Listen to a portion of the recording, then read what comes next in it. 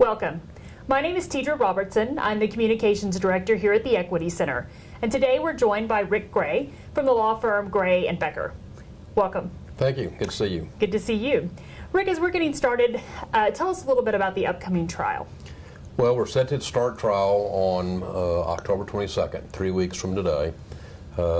We don't know for sure how long it will last, but the judge has indicated he thinks it will take until the end of January to complete the trial. Okay. And how long do you think it'll take for the judge to rule?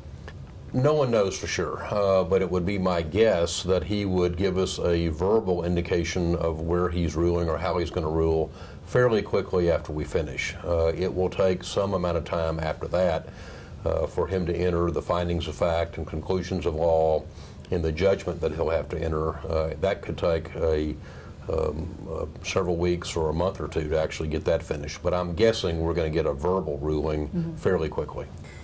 Now, why don't you fill us in a little bit on school finance history? And I know there's a lot, but... Oh, it's a long and tortured history. The very first school finance case was brought in federal court, the Rodriguez case, back in the late 70s, as I recall. And essentially it was lost, and the federal court ruled that education is not an equal protection right under the federal Constitution, and threw the case out. We and others brought the first school finance case, the Edgewood 1, back in the early 80s. Our group was the Alvarado Plaintiff Intervenors at the time. And that case led to Edgewood 1. Thereafter there was Edgewood 2. Thereafter there was Edgewood 3. And then there was Edgewood 4. And at that point in time, I kind of rode into the sunset. And since then, there's been West Orange Cove 1 and 2, I believe. And now we're back for the last round of, well, hopefully my last round of school finance. That's a good way to put it. Now, why did the coalition decide to file suit this time? Well, it's a variety of reasons, but I think the biggest reason is that the gap is getting larger and larger, and by gap I mean the advantage the wealthy districts have over the poor districts.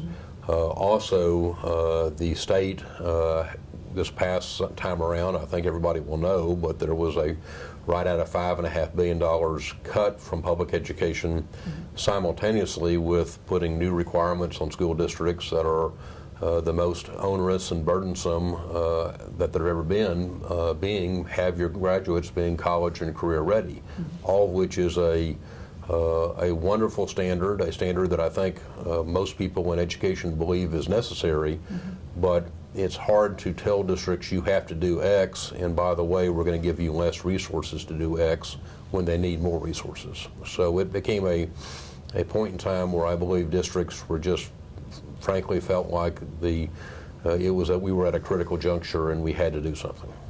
Now, the coalition is not the only party in the lawsuit, correct? Yeah, correct. There are 4 main parties, being our group was the first to file.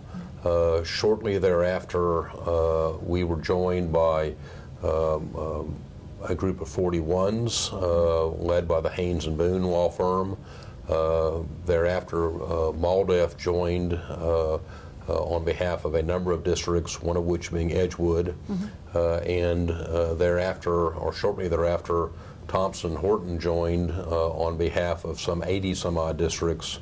And then we've since added to the party, so to speak, a group of intervenor, they call themselves the efficiency intervenors. They are not school districts, but they are parties who essentially claim there's a ton of waste in the system, both at the state level and at the school district level, and if we only solve the waste problem, somehow or another, miraculously, will we have enough resources to do the job. And then the charter schools have recently intervened, claiming that charter schools don't have enough resources to do their job. So it's as Judge Dietz described, it's the mother of all school finance cases. Good. Well, I know even in my own instance, I grew up outside of the Dallas area and moved to Austin and decided to go to college here, and then I stayed. And many of my friends came from other parts of the state and they've moved around. So it seems hard to understand why the whole state would not be concerned about the students and where they're located, and it shouldn't matter about zip code, personally. No, I agree. I don't think it should matter about zip code. And the reality is, whether we live in Austin or whether we live in Dallas or whether we live in Houston, it is to all of our benefits long term that we have an educated workforce, that we have a workforce that is not filling up the prisons, that we have a workforce that's not filling up the unemployment rolls, that we have a workforce that's not filling up the welfare rolls. We need to have a productive workforce. We need to have a workforce that's capable of doing the jobs in the new world, and we simply can't get there without education. And one of our key witnesses in this case is Dr. Steve Murdoch, who is with Rice currently, but he's the former demographer, and he speaks in very strong and very clear terms about I call it the pay me now or pay me later syndrome, but the cost associated with not getting our kids educated. And it's startling, and it is one that the business community is concerned about, and it's the one that the education community is concerned about. And in my judgment, it's simply too important for us to relegate it to second status. We have to take care of our kids because they're the future of Texas.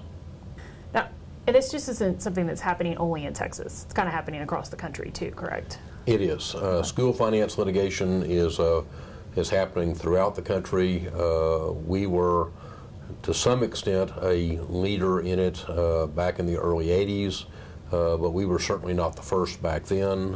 And what has happened all too often, and certainly has happened in Texas, is that the courts have had to intervene in times of crisis, and the legislature has responded after the courts have intervened and put on a Band-Aid. And then the Band-Aid over time wears off and they have to put on another Band-Aid. And my hope and wish is that we get away from the Band-Aid mentality but really come up with a true fix and solve this problem once and for all. That Rick Gray may be naive in hoping for that, but that is my sincere hope. It's a good hope. Rick, I want to thank you for joining us today. If you have any questions, please feel free to contact the Equity Center office. You can find all of our information on our website at www.equitycenter.org. Thank you.